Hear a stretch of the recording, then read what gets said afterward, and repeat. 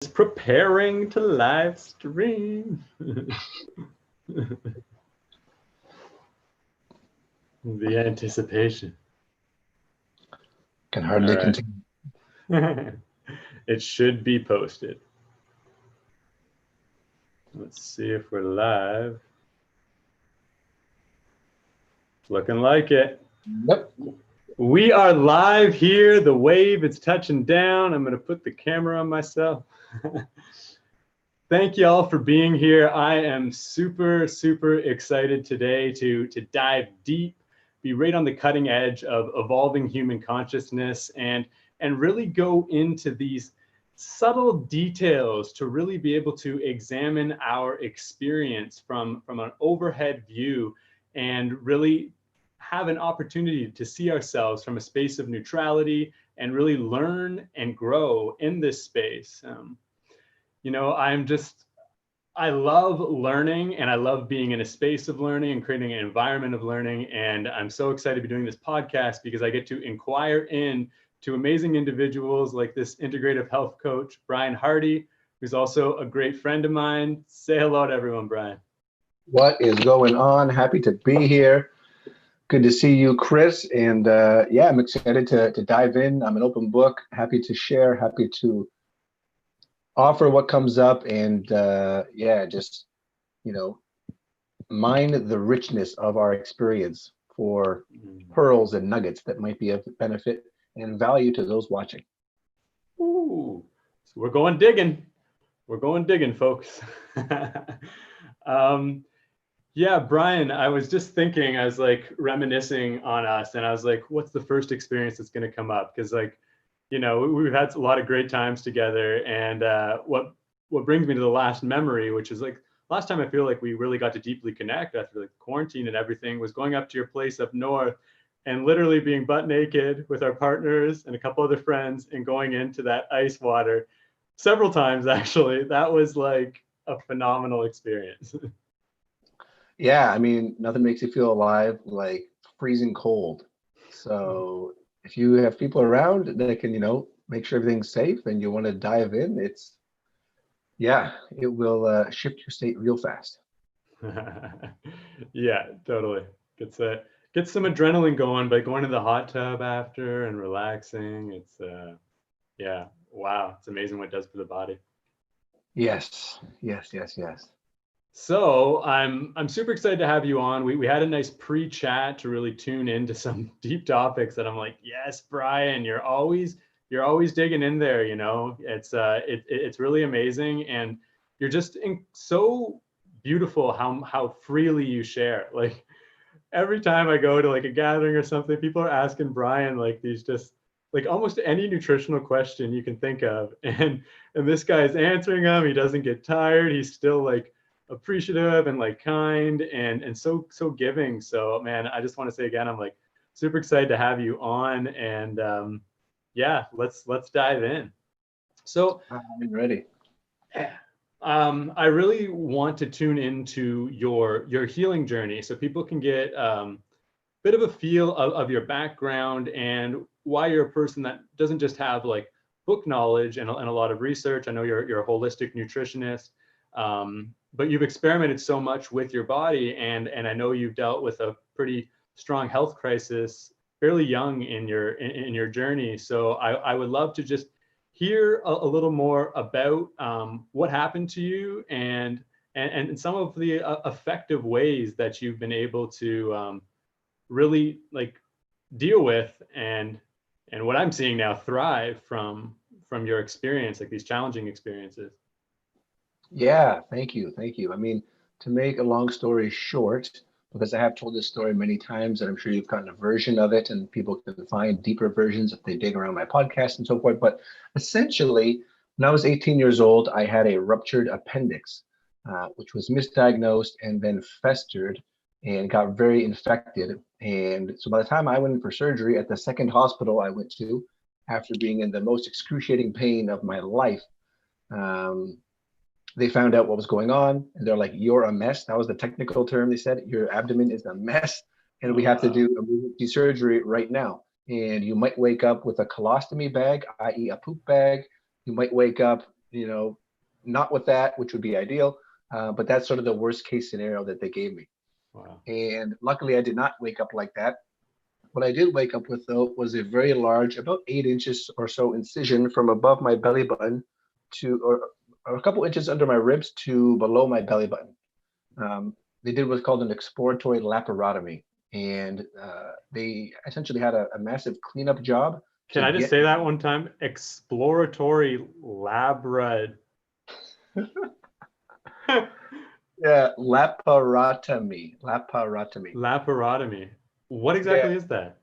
It's a exploratory abdominal procedure. So when they don't really know what they're dealing with, because most people who get their appendixes out, they can do it laparoscopically, which means 3 small holes, and they use cameras and very fine instruments.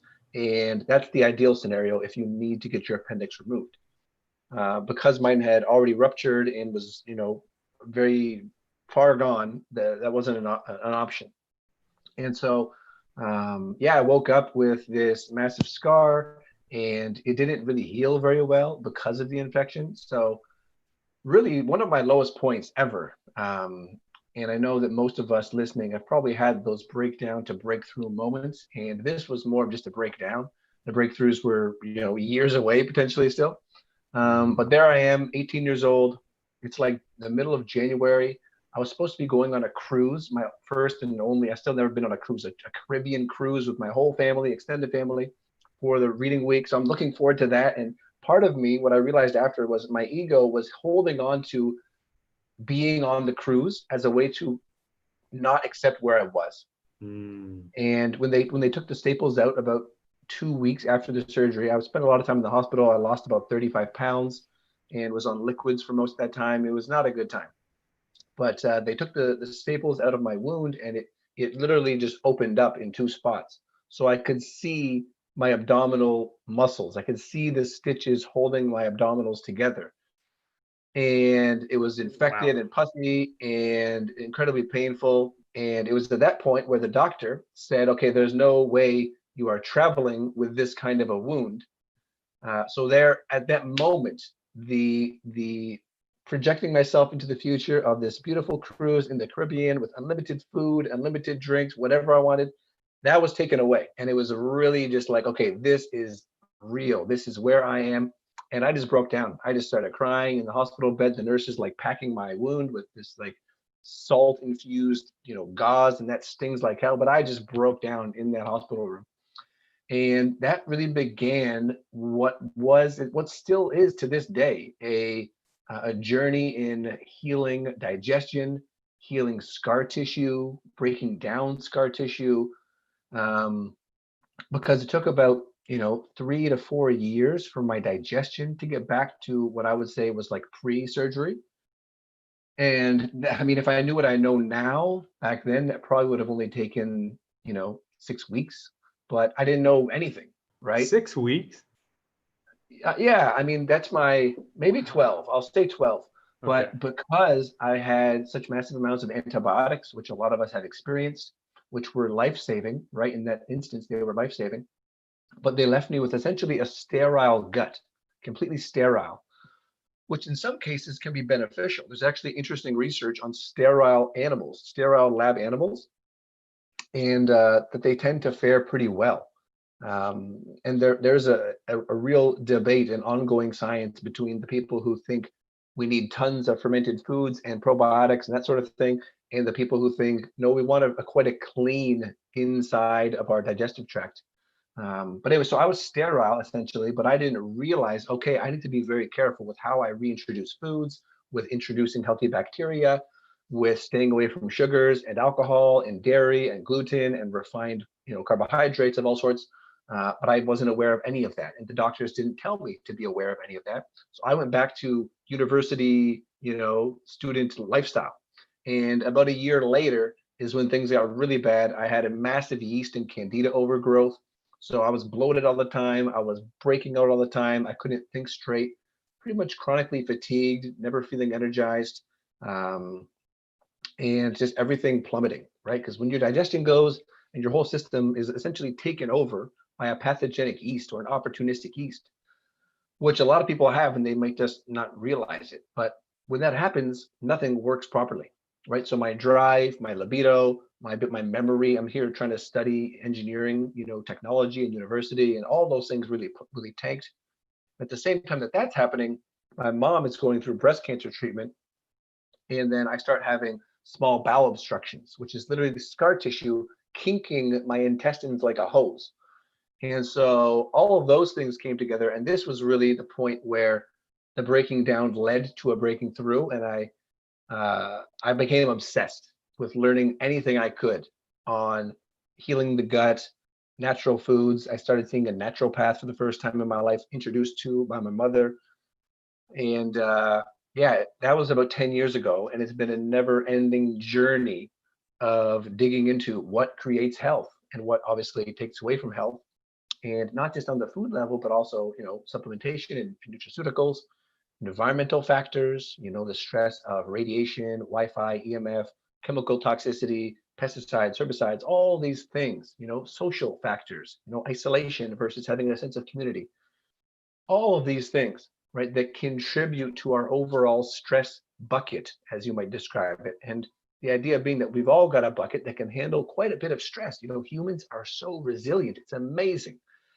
And yet at some point, and it's different for each of us, at some point that bucket will overflow because too many stressors have piled up. And that's typically where you get symptoms. That's typically where people might have a dormant virus or a dormant infection that then springs to life, right? It's where people might get a tumor starting to develop. And a lot of these things take years and years and years to develop. And they're a direct result of the things we're thinking, the emotions we're feeling, the foods we're eating, and the toxins that we are exposed to that we are not effectively detoxing or mitigating. And why I say, the 6 weeks or 12 weeks was because I've since healed that chronic yeast and candida picture and done so with numerous clients. And at the longest end, it tends to be 12 weeks. And this is a very, very strict and regimented and, thoroughly put together protocol that if someone sticks to it, 12 weeks seems to be the upper limit of what that takes for the body to naturally rebalance. And that's just one specific issue, but it's one that I have a lot of experience with, and that I wish more people understood, because everything I found at the time was saying 6 months to a year. Go on an anti-candida diet for 6 months to a year. That's intimidating. It's crazy intimidating.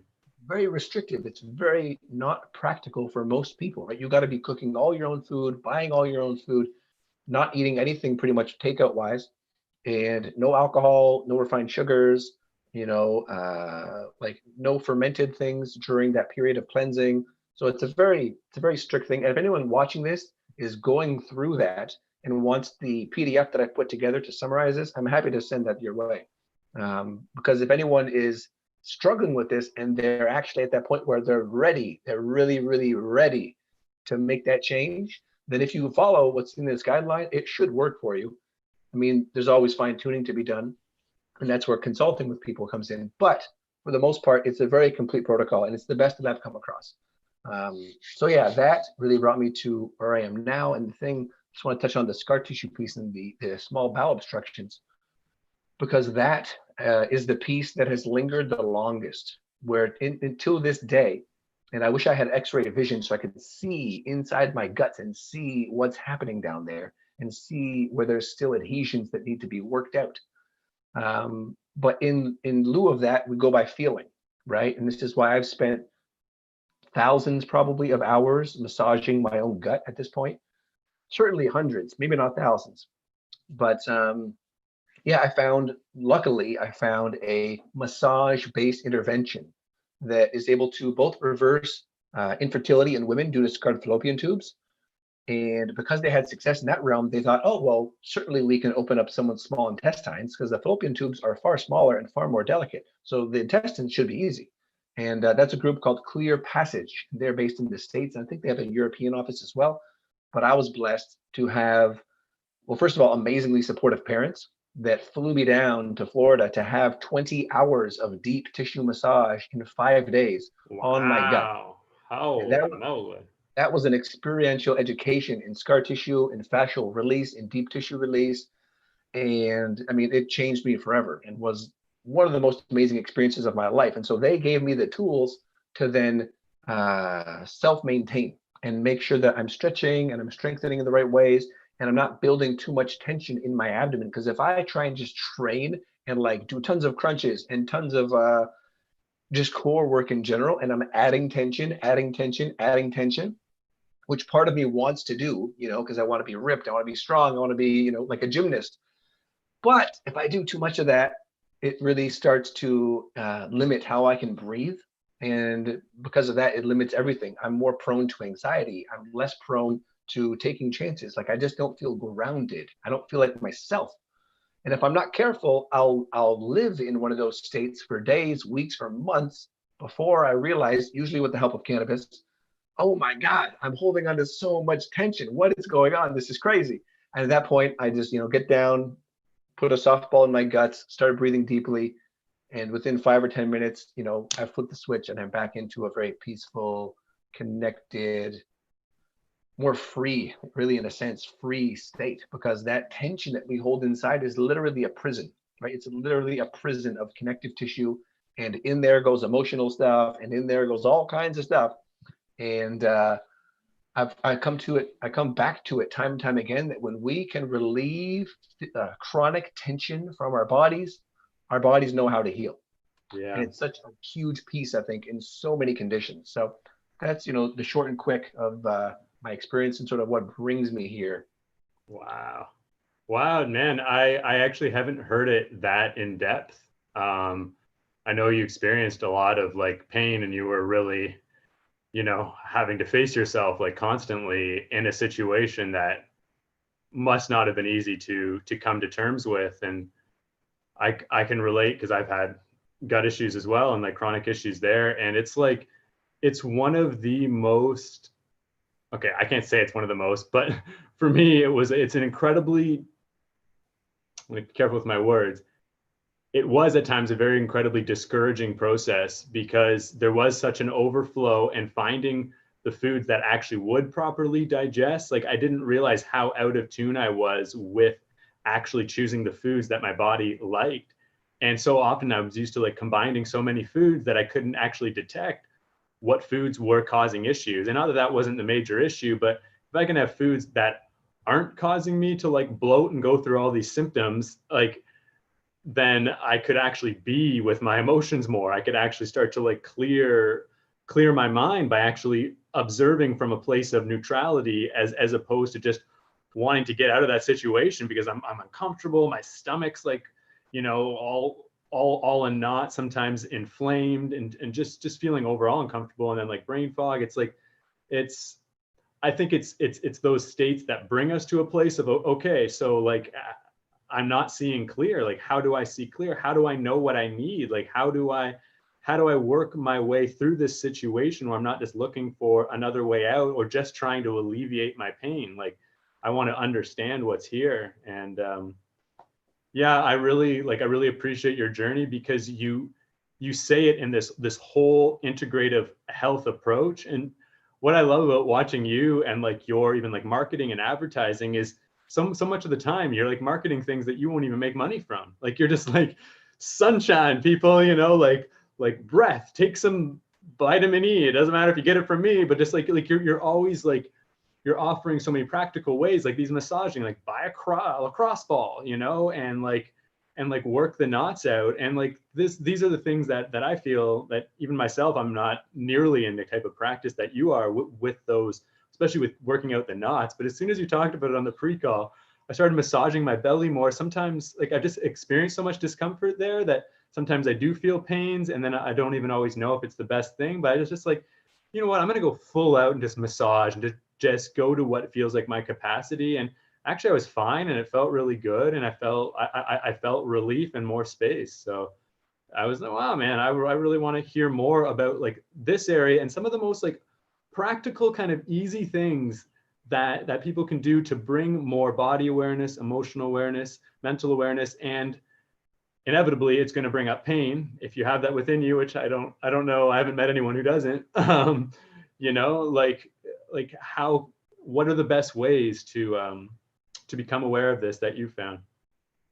Yeah, really, it is listening to your body, right? Tuning into where you might have some aches or some pains or old injuries, because any injury, even rather gentle injuries that we might not think anything of, will cause the body to put down extra fascia or extra connective tissue.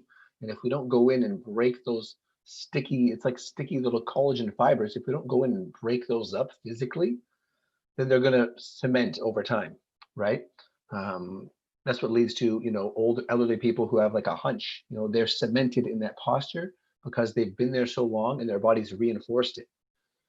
But a lot of that's totally reversible, right? The sooner you catch it, the better. And so, whether you've got back pain or, tight hamstrings, or in our case, gut issues. And I find the gut's a good place to go just because so many people, I mean, you could go for 100 massages and no massage therapist is going to just go right into your guts, right? Unless you go and get like a Thai yoga massage or one of these more Eastern modalities where they know they have to dig in there and massage the organs and make sure everything's flowing well. Yeah, it's just not a common place for people to get touched. And a lot of people are very uncomfortable. A lot of people, there's a lot of self-consciousness around their bellies, right? They're constantly holding, constantly flexing, and creating dysfunction because of that, right? So one of the easiest Mm. things to do is literally, I say suggest starting with probably a tennis ball because it's not too intense, but just getting a tennis ball and say if you've got a tight shoulder, you've got a tight chest, whatever it is, or if you already have an exercise habit, you can do this as a great way to cool down after your training. And you literally just take the ball and stick it wherever there's tension, wherever there's a bit of like like a bit of a pain response. And the idea then is to just breathe into that area. It's very similar to someone practicing yoga asanas, right? And getting themselves into a particular posture. And you, most of the time, you're not going to go straight into it with the full alignment and the full expression right off the bat. And so you're going to slowly breathe into your edge and work that edge and expand your capacity. And the body and connective tissue, scar tissue adhesions, they can only hold on for about 90 seconds before they start to unwind. And they're literally unwinding. And this is Wow. the research of the Clear Passage Clinic. They've been doing their own clinical trials for years. And so they say, for a stretch, if you want to truly do deep stretching and gain range of motion or actually work through old injuries, 90 seconds is the minimum hold time. Now, there's different opinions. People that watch this that are into massage therapy or into kinesiology, they'll probably have different techniques to release the nervous system to allow for a range of motion to increase without all that stretching. But we're not talking about that. We're talking about the actual physicality of the tissue. And so like you would recommend something like yin yoga then as well because you're holding the stretches that much longer? Definitely. And I mean, that's perfect on a whole other side of things because it's so much in the relaxed side of things, right? In our culture, there's this, and it's shifting. Luckily, it's shifting. Or not luckily, but amazingly, it's shifting. And Yeah. people are learning to slow down. They're learning to take time for themselves. And because yin yoga is all about that, right? If you're burnt out, the last thing you need to be doing is like power flow yoga or CrossFit or whatever other crazy high intensity exercise. A lot of people are actually addicted to exercise because it stimulates their adrenaline and their cortisol. I've been Yeah. there. Addicted to stress. Yeah, exactly. And Especially because for men, it's not easy to like really admit that and like that need for the yin because man, I'm like you. Like I used to bodybuild. I might not look that big now, but like I've looked at my profile pictures back like maybe like 12 years ago, you'd see some stuff on Facebook. But it's like I love that pump and I love that feeling of like my muscles tightening and that tension. But it's like if I don't have yoga, then to afterwards just like feel like I don't need to do any of that and it can let like my muscles expand, let that blood get flowing, like open up, for prana to flow through. It's like I cannot do it consistently. I like tighten up and I also get fatigued quicker. I don't have the same level of recovery. And this started even in like my late 20s. I just overdid it, and I see how many people are and how constantly we're using different stimulants and different ways to distract ourselves from this truth of, this overstimulation. So yeah, continue. But like, that's like, I'm really feeling that area of like, whoa, we need to like put more attention here. Yeah, yeah. And I'm the same way, you know, before I got sick with my appendix, what actually was the straw that broke the camel's back on my digestive tract was taking fucking weight gainer shakes because I was doing a 5x5, you know, heavy barbell compound lifts and having a contest with my roommate to see who could pack on the most weight, you know, muscle and fat. But we were training, right? So it's about strength, but still, it was very misinformed, and my digestion had been a problem for years prior to that, and that was the straw that broke the camel's back. Um, so yeah, I mean, particularly you see this with men, right? And the more that I tune into men's health and the more men that I work with, the more it's very evident that it's this, and this is a generational pattern, right? Because men historically have been the builders and the laborers, you know, when it comes to like massive scale, backbreaking, all day labor. And I'm not saying that women don't work hard because housework and maintaining a household is hard work, right? Especially if you came from like a farming background, that's like full on hard work. But typically, men would do the hardest of the work because biologically we're just typically stronger. And so it makes sense. But there was no time in many of those instances to slow down, to, if you're, I mean, if you're a farmer, you don't get like a self-care day, right? The shit has to keep moving. And that's the history of so many of our ancestries. And so that kind of mentality and having to show up and having to push through and having to grin and bear it and having to pretend that you're okay when really you're not goes so deep, right? And so So yeah, deep. to give ourselves the opportunity, or to give ourselves permission, and it's probably going to start very small. It could be literally 5 minutes of self massage in the morning for some people, but wherever you start, it's perfect. And to give yourself permission to start digging in there and start slowing down and see how deep you can breathe. The first time I ever did yoga, also at university, I remember the teacher telling us that some people who practice this kind of breath work could do a 30-second inhale, hold for 30 seconds, 30-second exhale, and hold empty for 30 seconds. And I'm struggling with like 4 seconds. And I'm like, how is this possible? That's like superhuman. And now I know that it's actually not that big of a deal if you practice. It's Um, true. and so that kind of thing is so regenerative, so restorative in a world like ours, like the modern Western world, that is overstimulated to ridiculous levels. And the nervous systems of people are just fried. We have to slow down, right? We have to do more of those activities that are going to switch us into that rest, digest, relaxation, regenerate, all of those sides of our nervous system. We need to switch into that more often. That's why we think we're seeing, you know, yoga, although a lot of people treat yoga as an exercise class, we're seeing yoga and meditation becoming very popular. It's because it's, excuse me, it's absolutely needed to help bring some balance to the overall, you know, Western psychosis or neurosis and dis-ease that so many people are feeling and are caught up with. I'm So yeah, glad you're I'm glad you're really like poignant about this because you know I think for some listening, you know, it might kind of feel like discouraging and this reminder, but it's like it's the acknowledgement of this and acknowledgement of like the discomfort or agitation, the tension that actually allows that energy to transform, you know, like I really feel complete acknowledgement and acceptance of anything already starts to change form because we're already looking at it in a different way. You know, a lot of these things, especially like our own like pain, you know, we view it normally in a way of this is something I need to get rid of, you know, and then we go into that consciousness of like trying to figure out how to get rid of this thing. And it's like, that's not compassion. That's not patience. That's not listening, you know, like we don't even know why we're experiencing pain, you know, and so on this note, I really want to tune in with you. Of I see like working with the like a tennis ball, lacrosse ball. What would you call this type of massaging? Is this fascial release or what do you call this? it can be, you can call it trigger pointing, right? Trigger Okay. pointing, self massage, you know, deep tissue. The deeper you go, and I haven't found, um, how do I articulate this? I haven't really found for myself, a too deep level. Um, Wow. there's certainly been points where I've had excruciating pain and been in tears and been almost like screaming. But I mean, this is my personality as well. I kind of enjoy that kind of thing, which I don't know what that says about me, but it is what it is.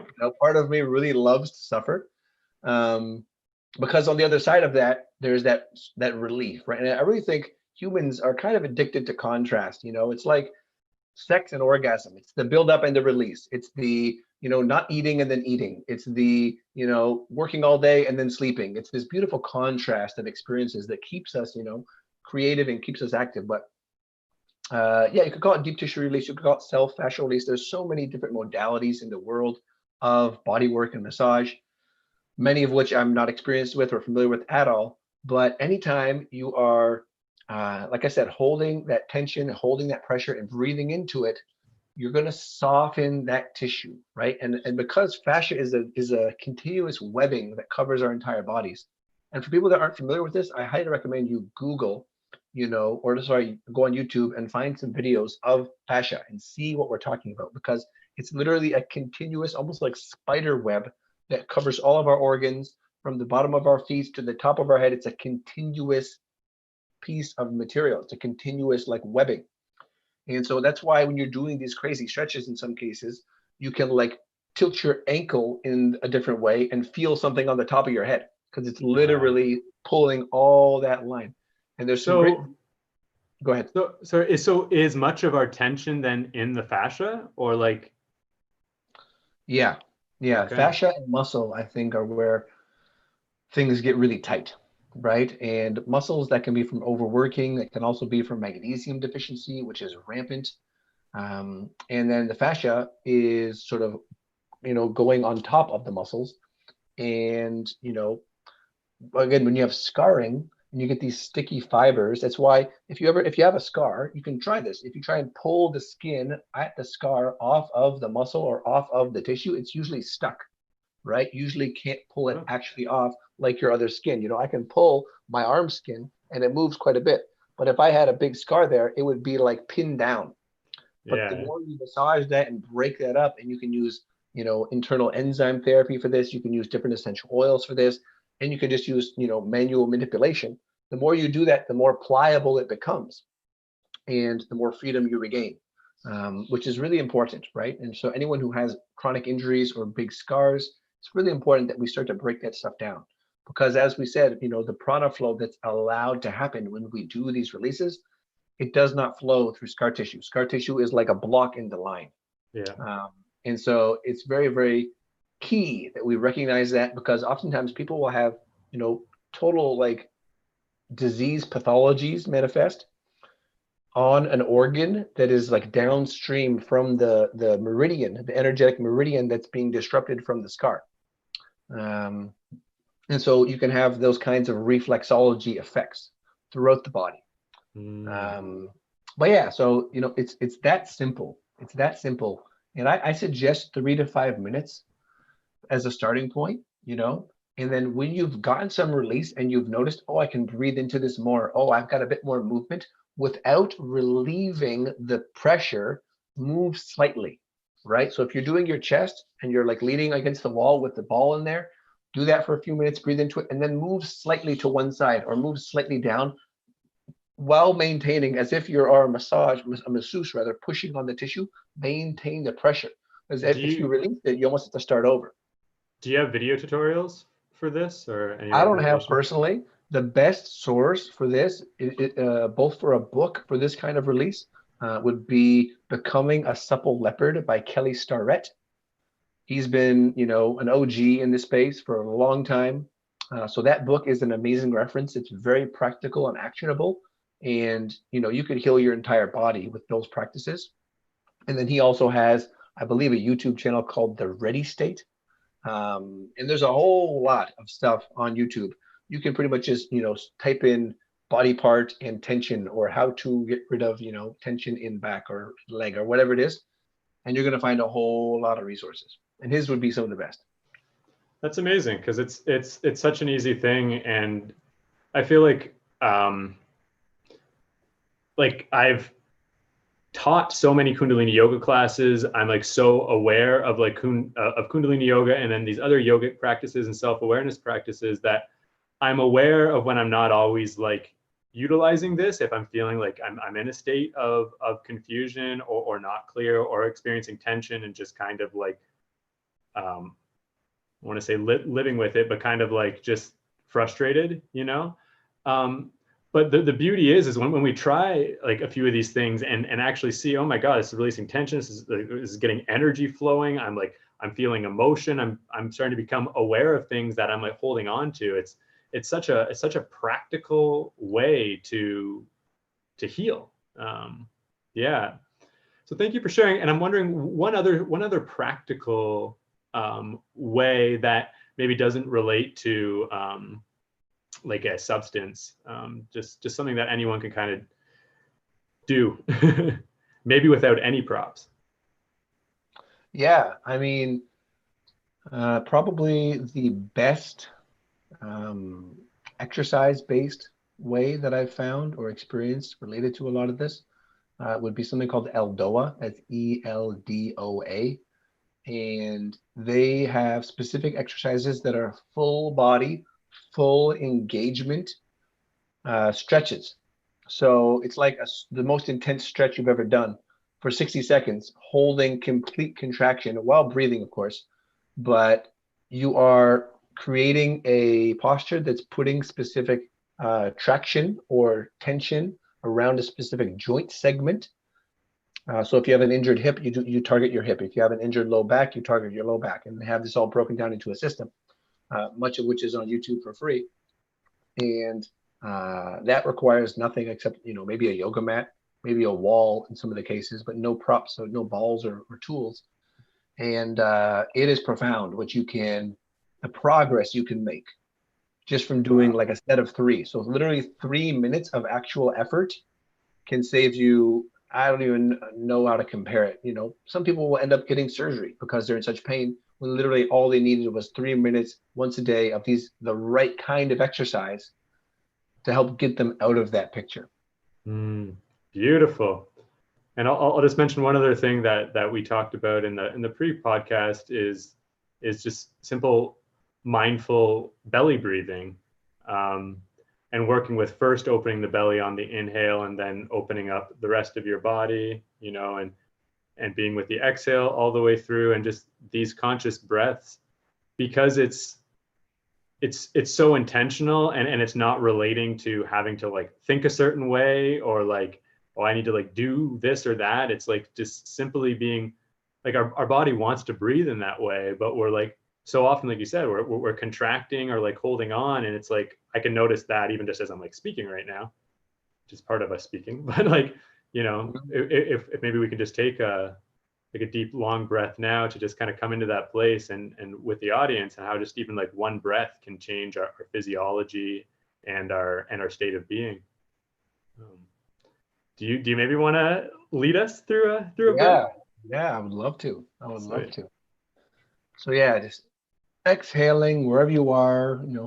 Of course, if you're driving or something, don't close your eyes. But if you're at home and you want to close your eyes and go a bit deeper, you can totally do this. But just exhaling all the way.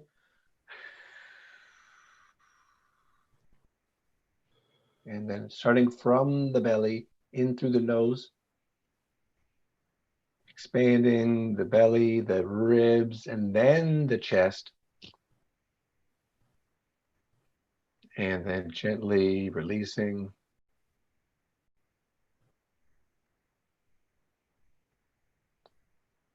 And seeing how much more presence is available, how much more softness is available. And that's always available, right? It's like the tool that we can never be without as long as we're alive. Mm-hmm.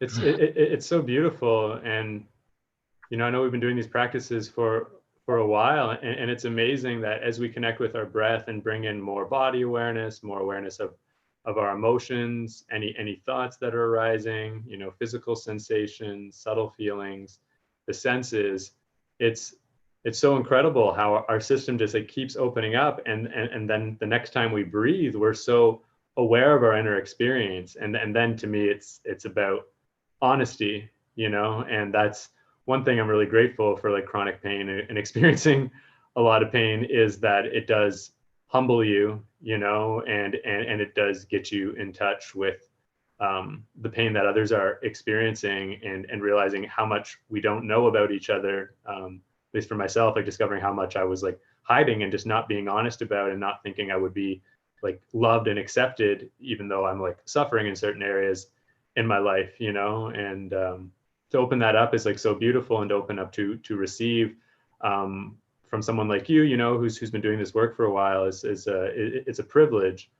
And it really makes me want to know, for tuning into plant medicines, as we've tuned into this topic in several of the episodes. Our last episode with Wei, he talked about his first psilocybin mushroom experience. So I'm just curious, maybe what has been your most like prevalent, maybe name one or two different plants that you've worked with, and how they've helped you along with your process, and like the different effects, because I feel like something I was mentioning when we were talking earlier, I feel like so often we're going to things to like improve brain cognition, or like bring in more energy in these things, and we're talking about like consciousness enhancers, and like what plants or substances can we ingest, or however it is we interact with it, how these bring us into a place of being more aware of our body, and then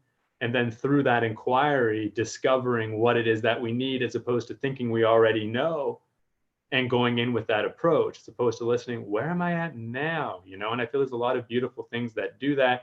And I know you're in the whole biohacking world and everything. There's a lot of different exploration and experience. I know you're really good with doses, and just like really tuning in with like what's the right medicine for you, and what's good for you. So I would love if you could expand on these areas.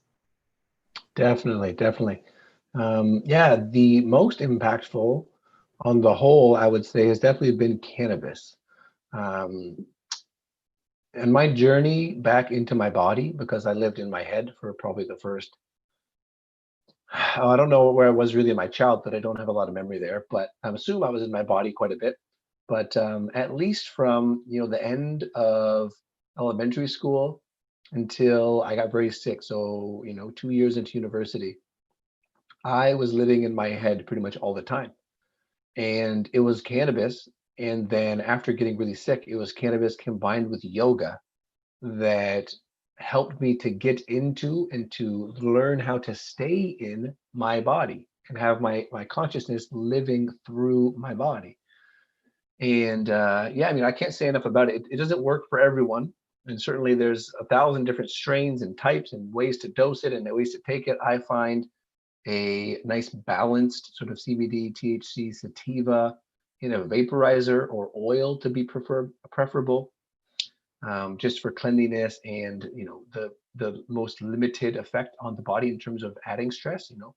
But I can't tell you how many times that was like a massive lifeline for me.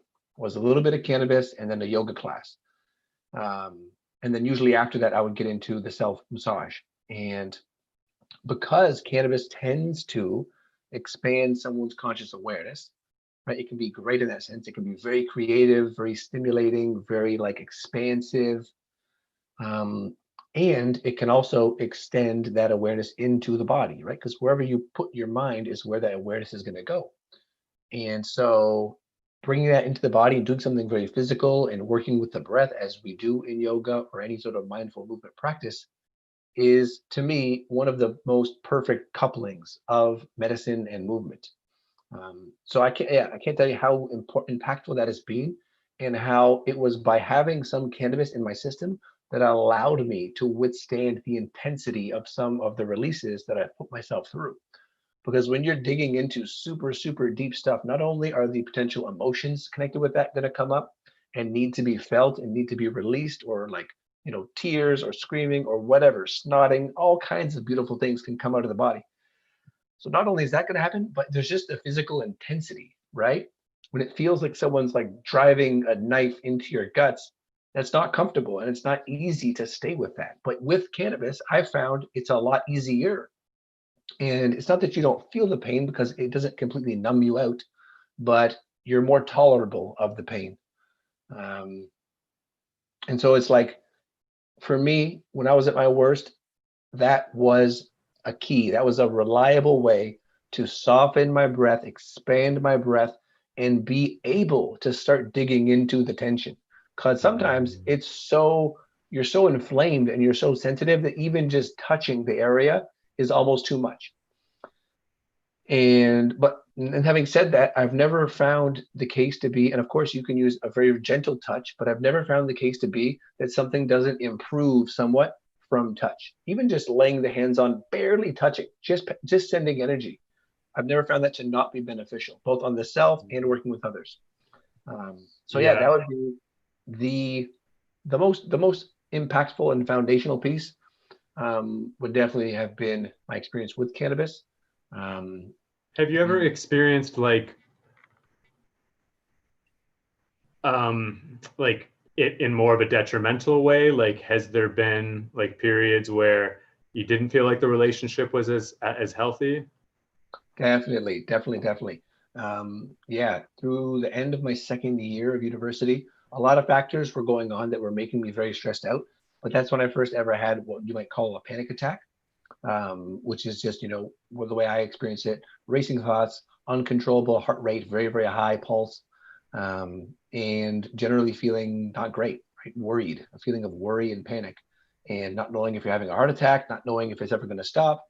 And that definitely happened. And this is why I'm not a fan of super, super high THC strains, because that can trigger those quite reliably. And so that happened. And then every time I would smoke after that, I would get a tight chest. Sometimes I get a rapid heartbeat, but I would definitely get a tight chest. But I knew that it wasn't the cannabis. I knew it was me because I had had so many experiences prior where I had a beautiful experience and it wasn't like that. So I knew something had shifted in me.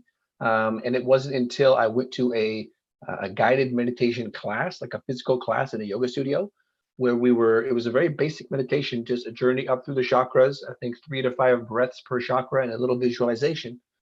But that was enough to shift things for me. So then after that class, I went home, I had a little bit of vaporizer, and the tightness was gone.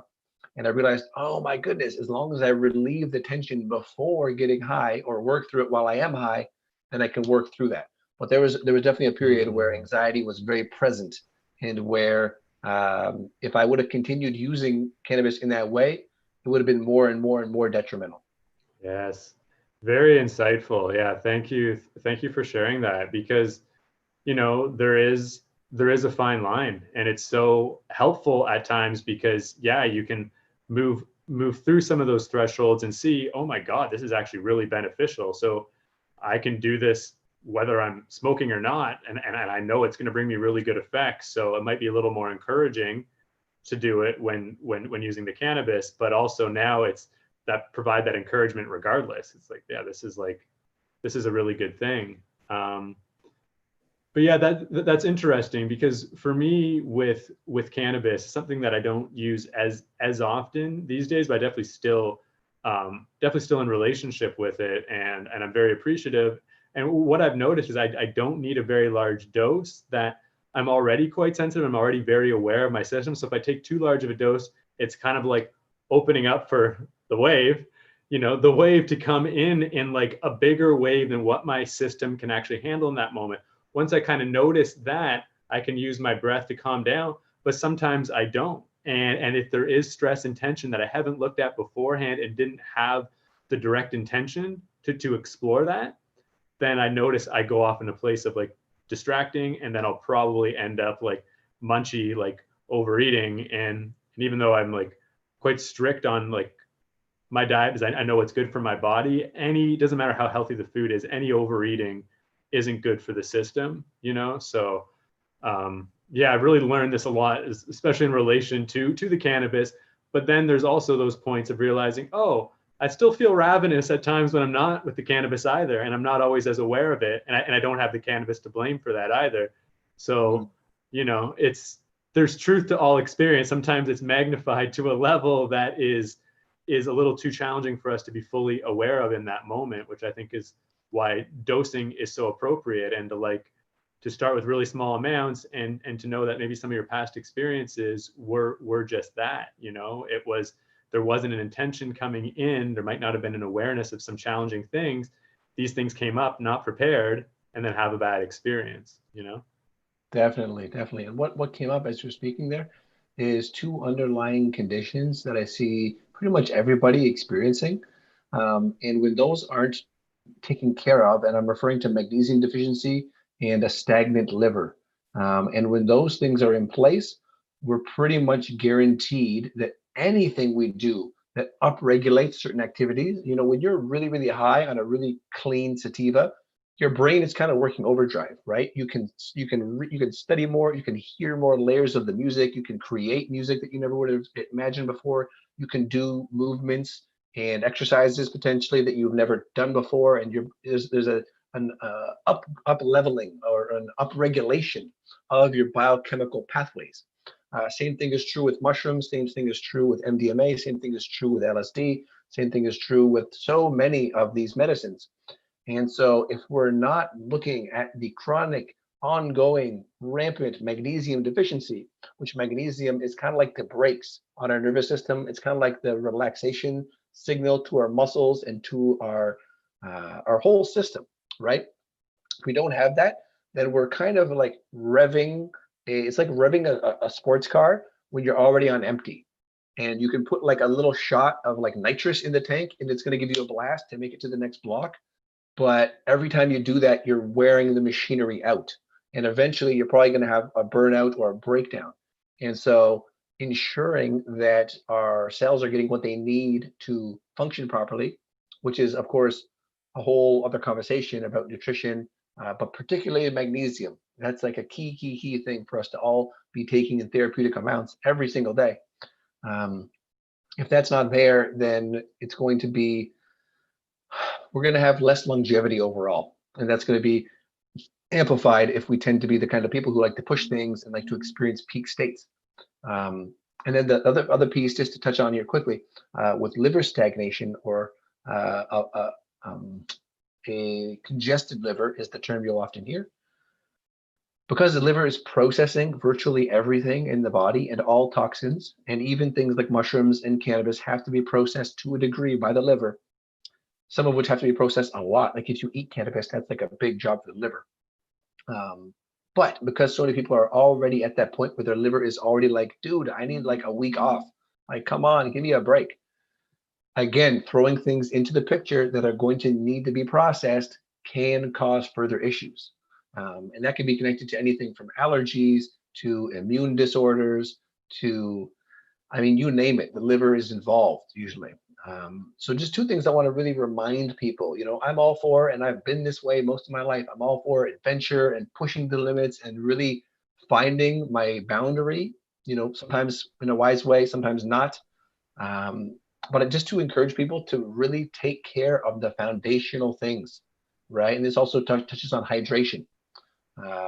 Take care of those foundational things. Make sure that you are grounding your system. Make sure you are spending time in nature. Make sure you are drinking pure water, not tap water, not like a Brita filter, like pure, real water. Do your best to get that in your life. And it's going to just, I mean, those are the really important daily things. The peak experiences are great. You know, the meditation is fantastic. And if our temple is totally in disrepair and not maintained, then things are inevitably going to break down.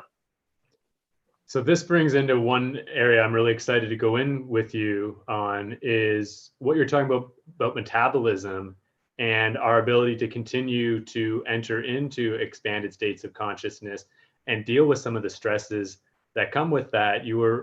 I didn't get to fully tune in, which I wanted to do on this show about how much metabolism relates to this. So I would love to hear also what we can do to build our metabolism as well. But please go into how this is so related to these areas of expanding our consciousness. Yeah, and it's a whole you know topic that I'd love to come back on and dive deeper into. But essentially, because you know cellular metabolism is at the root of all of our biological functioning, right? It's what enables our bodies to work. And because we live in an environment that is every single day, pretty much, unless you've gone to the lengths that folks like us have gone to remediate those chemical or nutritional or environmental stressors. You're pretty much living in a constant assault on your metabolism. Now I'm gonna, lay out a couple of things here that, again, we won't have time to go into in depth, but it can get people starting to question and starting to look deeper. Well, we But can go to about 9:10, so got about 15 minutes. perfect. We'll run a little later. These are big, and I just want to let everyone know Bryan will be back on again next month, so we will tune into more of this. It's just you're such a library, man. Yeah, but essentially you can think about it that, and there's two different thoughts. And so the thought that I'm describing, you might call the bioenergetic theory of metabolism. And that is that if we could, and we can't because of the world we live in, but if we could mimic the metabolism of about a 10-year-old child, that's like kind of the peak when you're learning the fastest, you're repairing the fastest, you're growing the fastest. And I mean, if you've ever been around a healthy 10-year-old, they are nonstop playing, going, learning, doing this, doing that, just like all the time.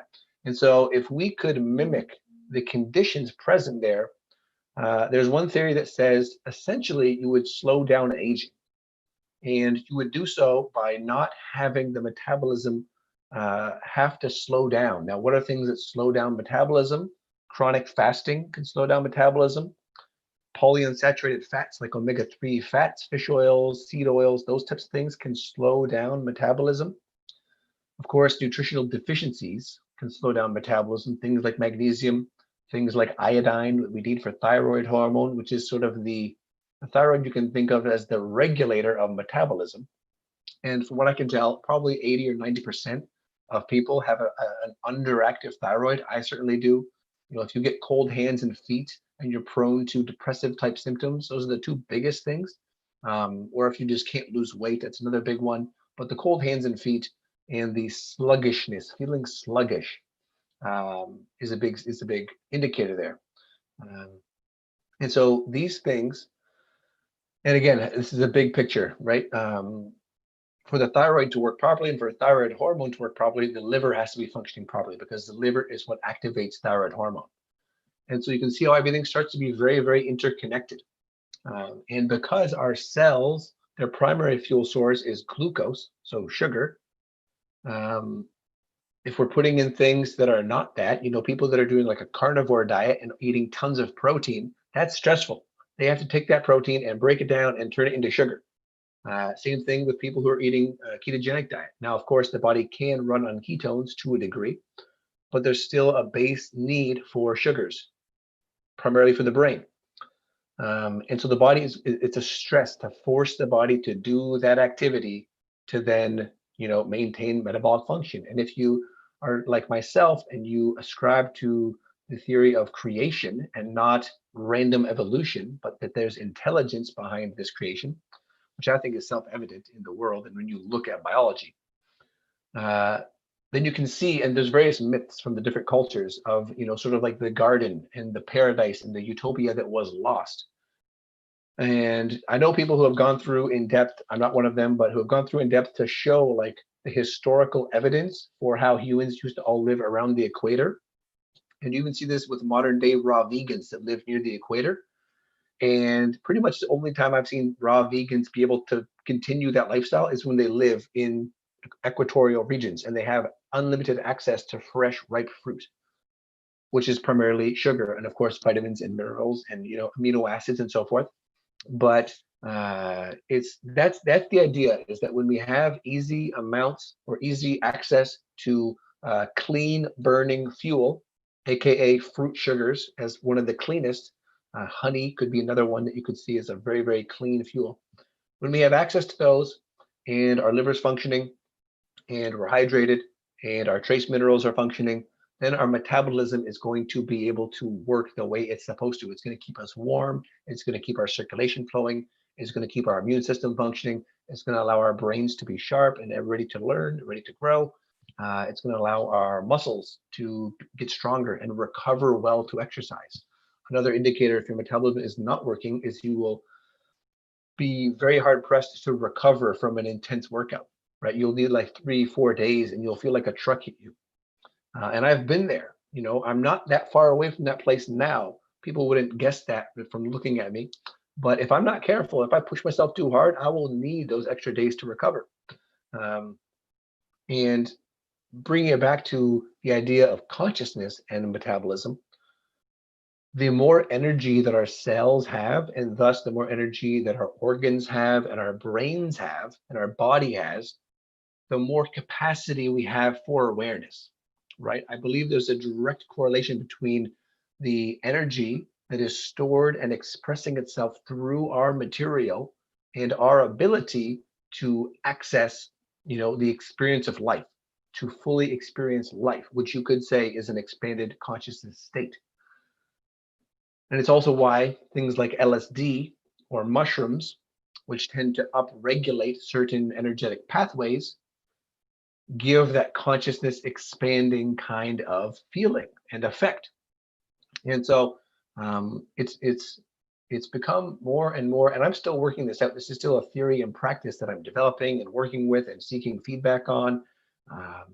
But the more fine-tuned and high-functioning our metabolic health becomes, the more resilient we become, and the more at that point I see where we really don't need as many of the substances, right? We don't need the external crutches to prop us up, because we are existing in a state that is our birthright, that is our natural state, which in my opinion is one of thriving, right? It's one of being open-minded.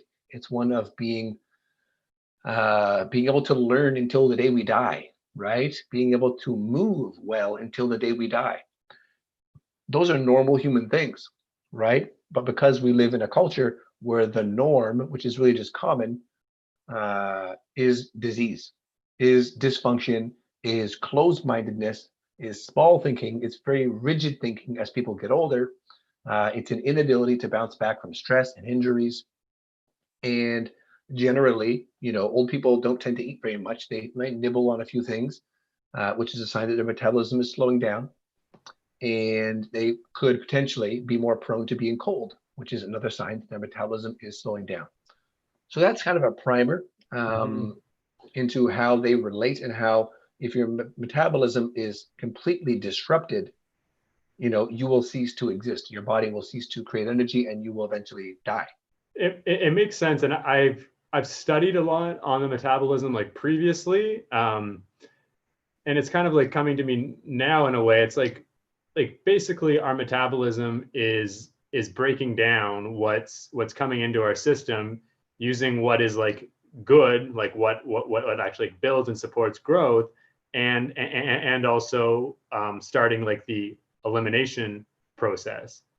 And to me, that's like almost like that's how we deal with everything. All information that we process, we end up being able to process in a way to be like, oh, okay, this is the truth, and everything else can drop away. We release, eliminate, and let go, which is really interesting when having like metabolic disorder. I'm sure it manifests in so many different ways. I'm interested to hear like some like, because I figure it's not just one particular way. Like you could probably have like autoimmune disease because of like a poor metabolism. Like obesity, I guess, is like an obvious one, but For sure.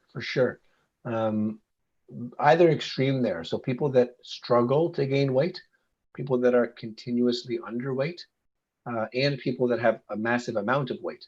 Both are going to be at the opposite side of the spectrum, but they're both going to be experiencing metabolic dysfunction. But in medical language and like functional medicine language, which is more of an integrative approach, you'll hear them describe metabolic syndrome, which is typically excess fat accumulation, poor cognition, leading towards diabetes, so pre-diabetes, diabetes, blood sugar regulation issues.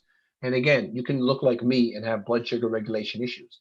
And I still, if I'm not on top of and making sure I'm getting enough carbs, enough protein, and a balanced meal, at a regular interval throughout my day, I'm much more likely to have a crash, a blood sugar crash. And that's just based on my own, stress patterns and history. So you don't have to look like an obese person to have metabolic dysfunction. In fact, most people probably don't. Although, I mean, the stats on obesity and overweight are pretty ridiculous these days. And most people, it seems like, Yeah. are walking around with quite a bit of excess energy, which is what it is, right? Fat is just stored energy.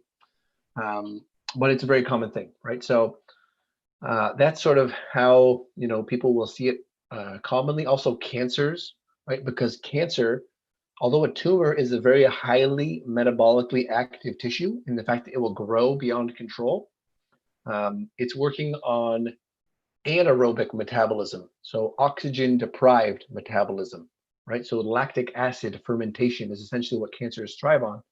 And I don't want to get too much into the biochemistry of things because it can get very technical, but that's what's happening. You have a dysfunctional metabolic environment, right? This is where people, and I think they oversimplify it, but they talk about the acid alkaline, right? And they say, you can't get cancer in an alkaline system, which is probably true in most cases.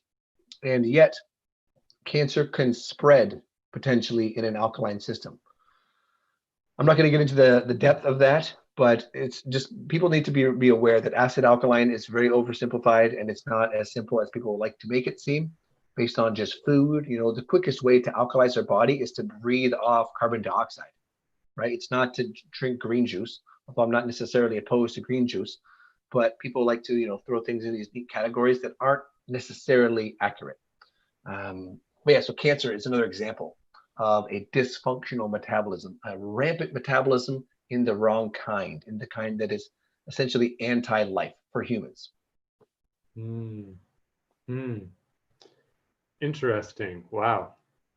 Okay, so maybe to finish things off, maybe you could mention a few other tips to boost the metabolism. As this is one thing that's been very humbling for me is what you're mentioning. I think it's very vulnerable for you to mention that, yeah, I can still work out and get to that place where I'm like, it could take 3 or 4 days to recover because I can still like pass that threshold and like not always be aware. And I think that's like really, really beautiful, and I've been aware of my patterns so much to see those times when I still crash and I'm not always fully understanding when, because like when I'm starting to feel like all of a sudden like less energy and just all of a sudden like feeling like more brain fog, it's sometimes it just kind of comes on. And so I've been a lot more aware of like, okay, like what's leading up to that and like what's causing me stress, because usually it's all related to in some way I create this, but it's all related to feeling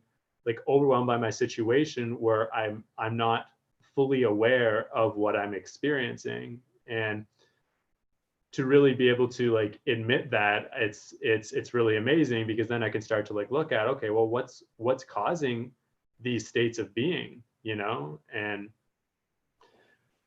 yeah. Yeah, no, I mean, especially for, guys like us that are supposed to be in their biological prime, right? To be struggling with these things, you can get caught in that cycle of like, why is this happening? Or how come this happens? Or poor me, or whatever, tendencies towards victimhood that we are prone to fall into as human beings.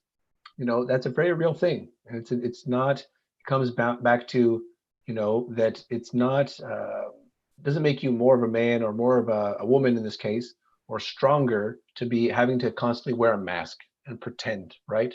I think we both know that experientially. But again, it's a different thing to lean into those uncomfortable edges around whatever it is, right? Could be health, could be relationships, could be business, finances, whatever it is.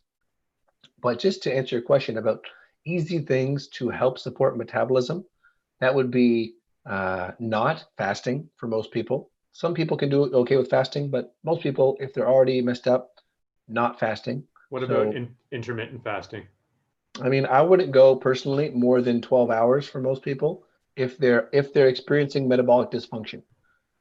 So 8 p.m. to 8 a.m. It's a decent window, but then having good quality, clean carbohydrates, either fruits or cooked starches, uh, complete proteins, either plant or animal, and small amounts of fat, more on the saturated side. Small amounts of more saturated fats. Those tend to be basic things that are helpful for most people. A simple one, which comes from the yogic tradition, which I actually learned recently, is apparently breathing through the right nostril. So blocking the left nostril and breathing through the right apparently upregulates metabolism. And I didn't realize this, but I had heard, again, from the yogic tradition that lying on your left side after a meal helps digestion. And if you understand Ayurveda, which is connected to yoga, you understand that they're all about the inner fire to aid digestion. You want to keep your agni, your inner fire strong. And so apparently lying on the left side, of course, it does a good positioning for the digestive organs, but apparently it helps close the left nostril naturally. And I've been Ah, experimenting. I've been experimenting with it. If I'm feeling tired or if I'm driving at night or something, I'll just block my left nostril and breathe deeply through the right. And it does seem to have a stimulating effect. yeah. It's that Other sun thing, energy, yeah, the yeah. Surya energy. Other things would be whole food vitamin C. And synthetic vitamin C probably has an effect to a degree, but I'm not convinced that it might not be having other effects that aren't beneficial. But whole food vitamin C, which typically comes from fruits, which are also containing structured water and other trace minerals, which are all key pieces of metabolic health, is another really, really important one that we can all access, as long as we have a place to get food. Um, and what's another one? What's another one? I'll say minerals. So like electrolytes, you got to have Yeah. your minerals coming in regularly. So that's salt, like a good quality salt. That's magnesium. That is potassium. That is calcium to a degree. All the electrolyte minerals that we sweat out, that we pee out, which would also tie into the B vitamins, which are absolutely essential for processing carbohydrates, proteins, and fats, right? So like a mineral blend with some B vitamins is a good supplemental base. You can get it from food as well, but a good supplemental base to support basic metabolic function. Is there a brand you recommend, or can we, like, how can we get these minerals in more of a supplement form? Yeah, I mean, at this point, I'm really liking when it comes to minerals. There's a company called Cellcore Biosciences, and they make a lot of products that are very unique in that they have humic and fulvic acid extracts. I love the fulvic acid. Yes, yes.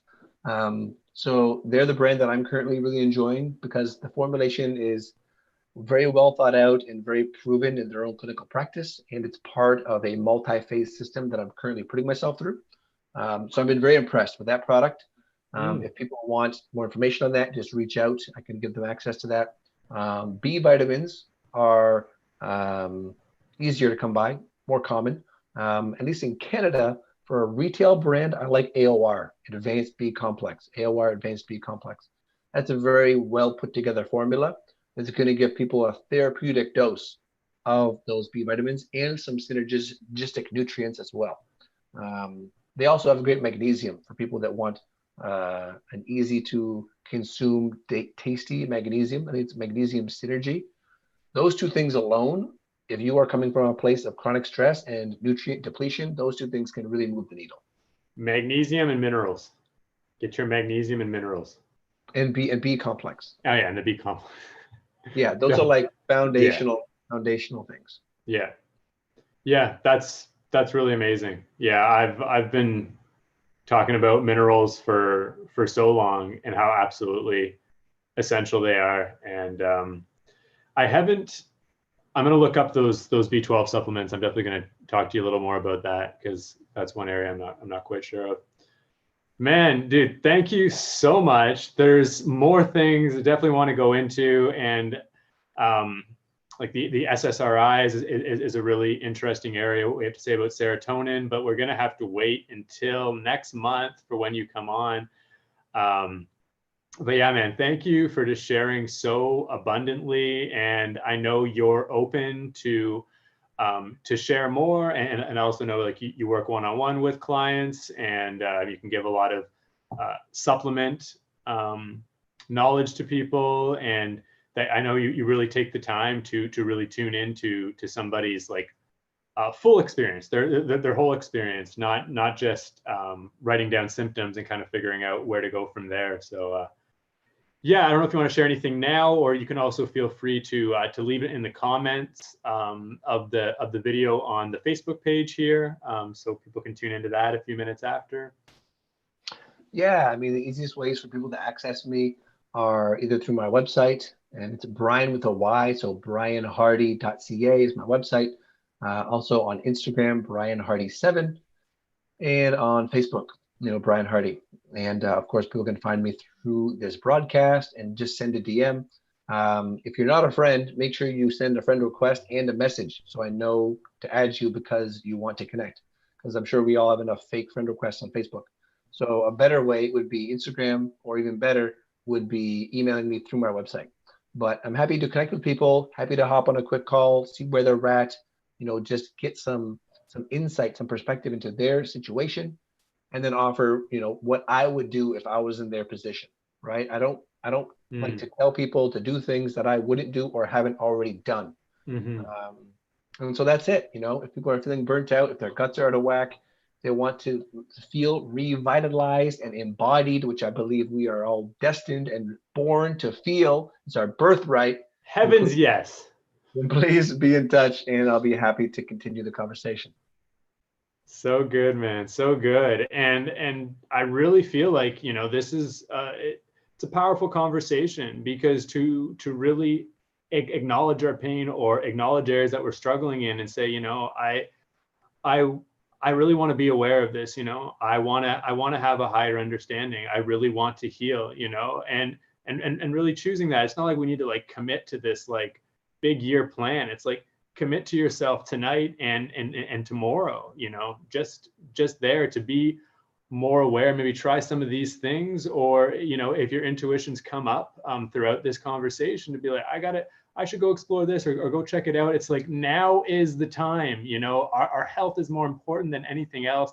I got really sick at 23. Bryan had these issues at 18, and I'm 33 years old now, and this if I didn't take that journey when I did, and believe you me, I've had many times where I've fallen. I've had times where I've given up, which I never thought I would do. Even just to give up for a day sucks, but to give up for feeling of like a few weeks at times, it's like really, it's really challenging. And I know how much so many of us are suffering, but behind the scenes, and not thinking that we can bring some of what is unexplored, some of this unexplored pain and fear to the surface, but we can. And when we're really desiring to commit to this inquiry, commit to this exploration, commit to this journey, we will be met along the way with so much love and so much self-love that we can really make transformations that might not even seem possible right now. But it's really miraculous, just our pure intention and desire to continually show up for ourselves, that in awareness of what is causing us disease will really bring about healing, and that we don't need to always be focused on it either, as we find balance and realize, we can still have fun while we're, we still might be experiencing some pain and suffering, but like, it doesn't mean that we need to let that keep us down, and yeah, I know it's challenging, and we create a lot of stories about how hard things are and this or that. I know I've gone into huge bouts of self-pity and not even realizing how deep of self-pity I was in at certain points during my healing process. I just want to mention all these things because like all of it's okay. If it's a part of our experience, if this is resonating with you right now, it's like, I still move through these things. I still go through these things. The thing is, I'm just not attaching to, I'm just not holding on, like they're very temporary experiences that I feel every single day. And it's okay, just want to know if you have any, I know you always have inspiring motivational things to say to kind of finish this call, Bryan, but I'd love to hear your final two cents. Yeah, no, all of that, I definitely can echo all of that and just say that you deserve to feel healthy, and you are worthy of health. You are worthy of thriving in every area of your life. But it's going to take work. It's going to take some, discipline and love and opening up to support, right? Opening up to receive support, which a lot of us have big blocks around, and really slowing down, as we talked about earlier, right? If you can do those things, you can give yourself permission to do those things and recognize that, you're not a bad person because your health is bad. right? No sense throwing guilt on top of an already, challenging situation. And just know that this is where you're at, right? And the realer you can get with it, and the less uh, shame you hold around it, the less secrecy, the less hiding that you do. It doesn't mean you have to go and broadcast it to the world, but even just have one person, a practitioner, a coach, a good friend, a parent, one person that you can really lay it all out with and free yourself from that burden. That to me is really where the healing will begin. And then from there, you'll meet this person, you'll find that person, you'll learn this thing, you'll try that thing, and it'll start to slowly come together over time to where you look back, a year, 2, 3, 5, 10 years down the road and think, oh my goodness, look where I am now. Look where I was. Woo! That's the miracle that Chris is talking about. Totally, and that goes right back to the point I was mentioned at the beginning. It's the acknowledgement and the acceptance, and that brings about transformation. So it's like, if there's something that you realize that you're having a challenge with in your life right now, mention it to somebody that you trust, like somebody that you trust, but just mention it. Not that you need to do anything about it. You don't even need them to hold you accountable to anything. Just saying that is bringing this deeper into awareness. And once something's in your awareness long enough, and you realize that it's troubling you, you will do something about it. It's the fact that we hide it from ourselves, that we don't ever end up doing anything about it. We lose self-confidence, and that's just not the case. The more and more we put our attention onto some of the areas that are quite challenging, just as much as the areas of like love and the areas of a gratitude in our life, but we can start to bring that gratitude towards the discomfort and the pain. Amen. Amen and aho. Woo! We are one. So the wave has completely touched down. It's going back in. We're on shore right now. We made it. We made it through, man. Thank you for everything that you've shared. It's it's always such a fun journey, Bryan. My pleasure, and I look forward to chatting again soon. All right. Much love, everybody. Have a great night, and tune in next week, Thursday at 8 p.m. for The Wave Evolving Human Consciousness. All the best. Woo.